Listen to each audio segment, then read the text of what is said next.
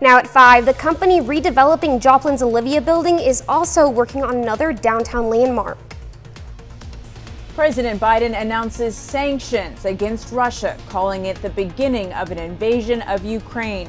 I'm Natalie Brand at the White House. How the U.S. and European allies are trying to deter further escalation.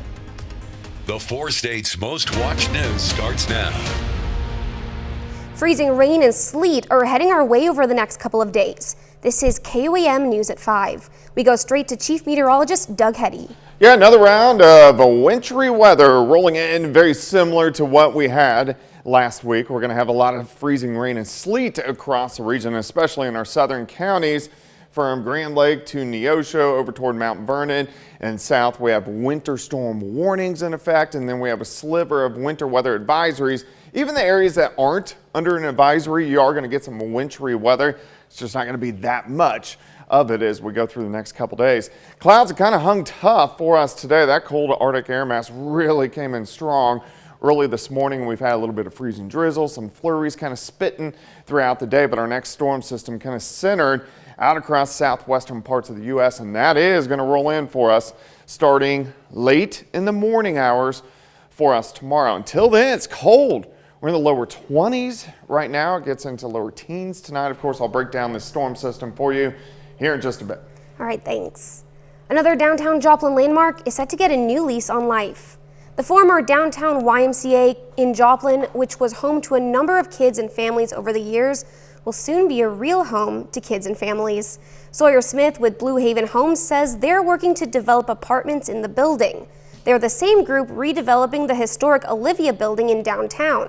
Smith says there are some challenges with the Y building they aren't facing with the Olivia. Is going to be taking a building that was not designed as apartments and turning it into apartments. But we're working with some really great architecture firms here locally in Joplin. And then Neal Group Construction is the developer on this project who's doing the Olivia building. So we're really confident in their abilities to sort out whatever they need to sort out to make this project a success. Tonight at 6, we'll hear more from Smith on plans for apartments and for keeping the YMCA feel in the building. Freeman Health System today gave students at Joplin's McKinley Elementary a first-hand look at new telemedicine technology going to schools in the district. Officials say the program allows students to go to medical appointments without leaving school and without parents having to leave work. Whether you have no insurance, whether you have Medicaid, whether you have private insurance, whether you're an employee of the school district, we have opportunities, and we absolutely can utilize this program for any of those scenarios. The program will go live at McKinley next week. It will be available at other schools by spring break. The first round of international sanctions response has been swift and severe after Russian President Vladimir Putin said he would send what he calls peacekeeping troops into eastern Ukraine. The Biden administration called that explanation nonsense and is accusing the Kremlin of creating a pretext for further invasion. Reporter Natalie Brand has the latest from the White House. This is the beginning of a Russian invasion of Ukraine. President Biden laid out swift and severe sanctions after Russian President Vladimir Putin recognized 2 regions of Ukraine as independent. We've cut off Russia's government from Western financing. Russia will pay an even steeper price if it continues its aggression, including additional sanctions. The European Union is also moving forward with initial economic sanctions. And in a significant move, Germany announced it will halt the $11 billion Nord Stream 2 pipeline that would have moved natural gas from Russia to Germany. Russia has announced it will pull its diplomatic staff out of Ukraine as unidentified military vehicles continue to move in. Every indication is that Russia continues to plan for a full-scale attack on Ukraine. To further bolster NATO's eastern flank, President Biden says he's authorized the movement of additional U.S. forces and equipment to Baltic allies. Mr. Putin can still avoid a full-blown tragic war of choice. Speaking in South Carolina, Senator Lindsey Graham said he and other lawmakers are working on their own legislation to give more assistance to Ukraine and possibly create a multi-agency task force to target Russian oligarchs. It's now time for that crowd to lose their yachts, lose their luxury apartments and to pay a price. Lawmakers also warn that the effects of Russia's actions will be felt here at home, with higher prices at the gas pump and potentially the grocery store. Natalie Brandt, CBS News, the White House. During his remarks, the president also says his administration will use every tool to protect Americans from rising gas prices. The U.S. women's national soccer team reaches a landmark settlement with the U.S. Soccer Federation to resolve its years-long fight for equal pay. The $24 million settlement stems from the equal pay discrimination lawsuit the players filed in 2019 following the team's fourth World Cup victory. It includes back pay and equal pay with the men's team going forward, including World Cup bonuses. The two sides had previously agreed on improved working conditions. Still ahead, addressing the supply chain. President Biden unveiled a new investment in minerals that are the building blocks to power everything from your cell phone to electric cars. I'm Deborah Alfarone in Washington with ways that this move could make the U.S. less dependent on China. And next in Health Watch, we'll debunk some common myths about heart health. Topping today's Health Watch, a surgical technique known as the Ross procedure may be the best option for some heart patients. Research at New York's Mount Sinai Hospital shows aortic valve replacement patients under 50 had the best outcomes with the complex procedure, as opposed to standard mechanical or biological valve replacements. Doctors say patients should consider all options before making life-changing decisions. February is not only about flowers and chocolate, but it is also American Heart Month. Here are some heart health myths you should know to protect your heart.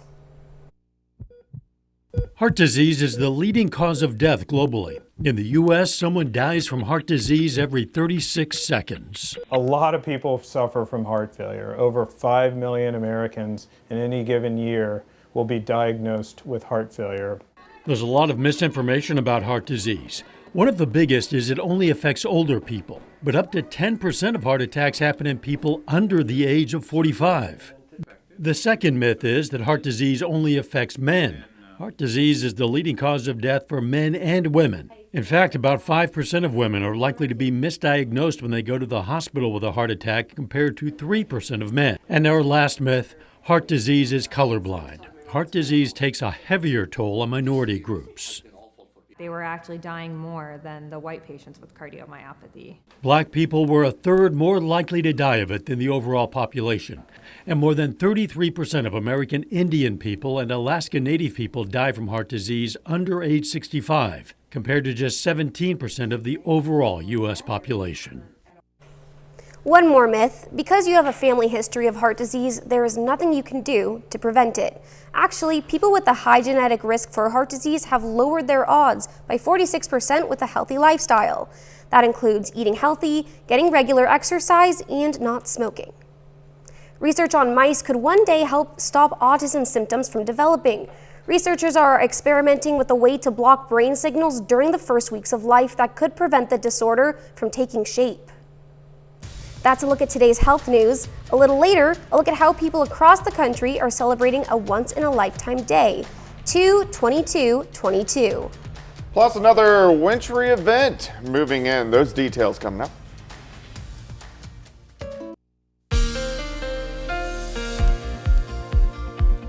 Well, much colder day for us today, sharply colder across the region. That Arctic air just kind of slammed in and it does not want to leave, and left a little bit of ice out there as well. Had a little bit of freezing drizzle in spots during the morning hours, so your vision's not going bad. That is actually the Tower Cam Indigo Sky Casino and Resort. Maybe your vision's going bad, I don't know. All right, winter weather advisory in the purple. So this is northeastern Oklahoma. This includes Cherokee County, Jasper County, does not include Pittsburgh itself, Lamar up towards Stockton. Does not mean that southeastern Kansas won't get wintry weather. You're just not hitting that criteria to hit that advisory. And then winter storm warnings, southwestern Missouri, Arkansas, and then back through parts of Oklahoma. Look at these temps. We went to 73 yesterday, held into the 60s, and then look at this drop. We went from 63 to 38 to 28, all the way down to 20, and then we've been hanging out there. as we've been really all day long. Most of us are sitting into lower 20s across the region. We have a little bit of a northerly wind, which is ushering in those cooler temperatures. Again, ice, 7th and range line, 22 northerly winds at about 10 to 15, humidity is at 75%. We slide back through the teens, so a cold night tonight. We drop back into lower teens for overnight lows. Clouds have been hanging tough, still a few flurries spitting out there. Of course, we had showers and thunderstorms along the I-44 corridor last night, and then a little bit of leftover freezing drizzle for us during the morning hours. Here's the main system. This is going to head out and affect us by the time we head into the daytime hours tomorrow. It's actually two waves, one tomorrow and then one as we head into Thursday. Clouds break a little bit tonight, lower teens. Clouds increase during the morning. Here comes snow and sleet. I think we'll probably start as snow, so we may get a real quick half-inch across the region as the warm air works in. I know it's not warm. Warmer air aloft, we switch to a band of sleet. Now, this is mainly along I-44 and south. If you live in Parsons, Iola, Yates Center, Chanute, you may not get hardly anything tomorrow. Most of this is along and south of I-44. Here's 3:30 in the afternoon. So let's go ahead and look at your day planner for you, starting at 12:20 by noon, high temp of only 23. We switch to just very light snow showers and light sleet showers tomorrow evening. So we're in between wave 1 and wave 2. After midnight, Thursday morning, here comes wave 2. We get periods of moderate to heavy sleet across the region, a little bit of freezing rain mixing in along and south of I-44, and then we switch over to a little bit of light snow by the time we head into Thursday afternoon. So here's your timeline. Really nothing until about noon, but we may start as moderate snow, go over to light sleet, kind of sticking around all the way through the middle of Thursday, and then we end with a little bit of light snow. All right, ice amounts, I think we're mainly going to get sleet. So this is freezing rain. A glaze north of I-44, a 1/10 to 2/10 of an inch south of I-44. Sleet, upwards of an inch of sleet, upwards to about an inch of snow for most of us, and then lesser sleet in the white areas back across southeastern Kansas. Sleet really packs down on the roadways, so it causes a lot of issues. So be careful over the next couple days. 23 tomorrow, 29 on Thursday, 30 on Friday. Finally, we get above freezing by Saturday, but until then, it's going to be a little tricky. Yeah, definitely a big change from what we saw yesterday into today. Huge switch. Yeah. Thanks, Doug. Coming up, President Biden plans to address the supply chain crisis. But first, we honor a local veteran. Mary Vance started in the U.S. Navy from 1941 to 1945. The Knoll, Missouri native was stationed in Washington, D.C. We salute Seaman First Class Mary Vance, a four-state hero.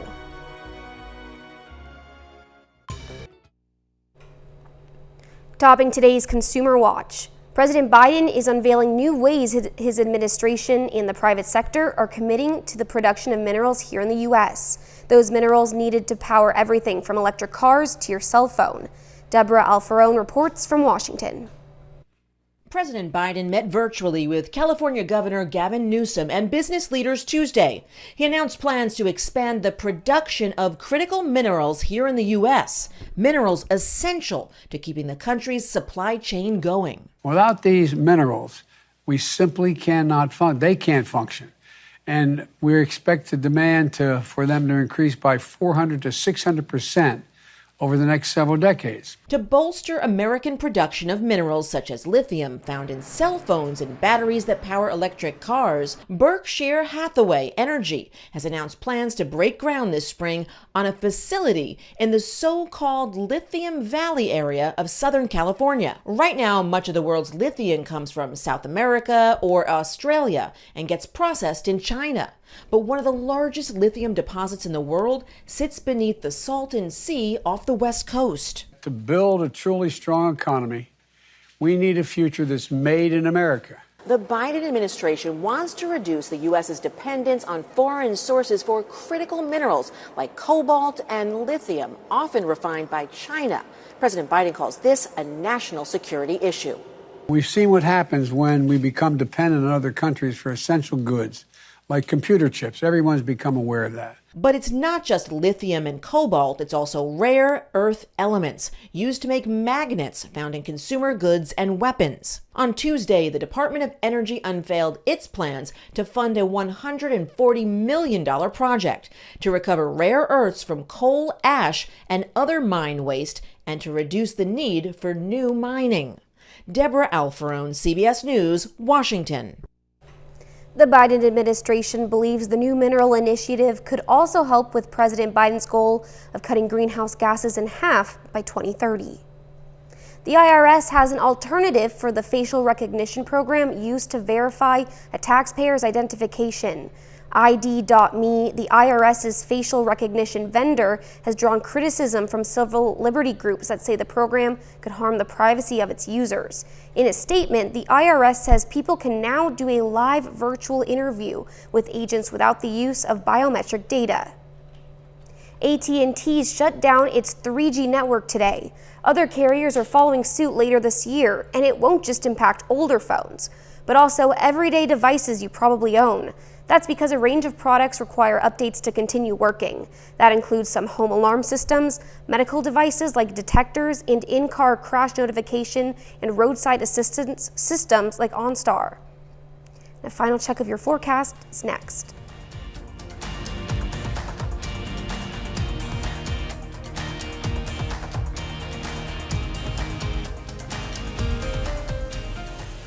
Services provided. Up next on the CBS Evening News, Ukraine's response to Russia's military aggression. Then on KOAM News at 6, how a Missouri bill would change the state's election process. Plus, a bill in Kansas would make it easier for legislators to overturn state agency regulations. And more on the redevelopment of Joplin's YMCA building. Stay with us for the CBS Evening News and then KOAM News at 6. Well, today might be the most exciting and auspicious day of the decade if you love patterns.